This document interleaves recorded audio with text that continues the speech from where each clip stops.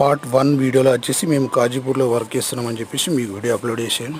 అయితే చూడండి, మేము వర్క్ చేస్తుంది అయితే స్టాండ్ తోటి. ఇక్కడ ఈ ప్లేస్లోకి బోర్కాడికి ట్రాక్టర్ రాదు కాబట్టి మాది స్టాండ్తో ఒక పైపు దించడం అయితే జరిగింది.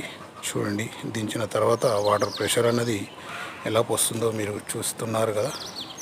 అలాగే కొత్తగా చూస్తున్న వాళ్ళైతే మా ఛానల్ని సబ్స్క్రైబ్ చేసుకొని లైక్ అయితే ఇవ్వండి. అలాగే బెల్ ఐకాన్ అయితే కొట్టండి.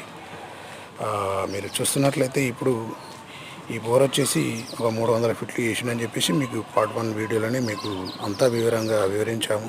అలాగే చూద్దాం ఇప్పుడు మరి ప్రెషర్ ఎలా వస్తుందంటే ఇప్పటికైతే మంచిగా వస్తుంది. కానీ చూడండి, ఇప్పుడైతే మురుగు నీళ్ళు రావడం జరిగింది.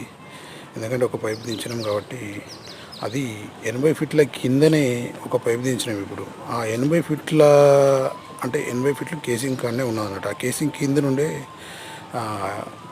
మట్టి అన్నది కూలడం జరుగుతుంది. కాబట్టి ఇప్పుడు మోటార్ కిందికి వెళ్ళింది, ఒక 20 ఫీట్లు కిందికి వెళ్ళింది కాబట్టి ఆ మోటార్ మీద మొత్తం మట్టి అన్నది పడుతుంది. కాబట్టి ఇప్పుడు రౌతులు కూడా రావడానికి అవకాశం ఉంటుంది.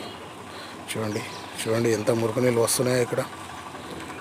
ఆసం ఇప్పుడు చెక్ చేసుకోవచ్చు ప్రెషరు, అలాగే మురికి నీళ్ళు, అలాగే రౌతులు కూడా వస్తున్నాయా లేదన్నా చూద్దాం. ఇప్పుడు బోర్ యజమాని అయితే చూస్తాడు, ఇప్పుడు చెక్ చేస్తాడు. మరి రౌతులు వస్తున్నాయా లేదా, మరి ఏం చేద్దామన్నది ఆలోచిస్తుండు అన్న.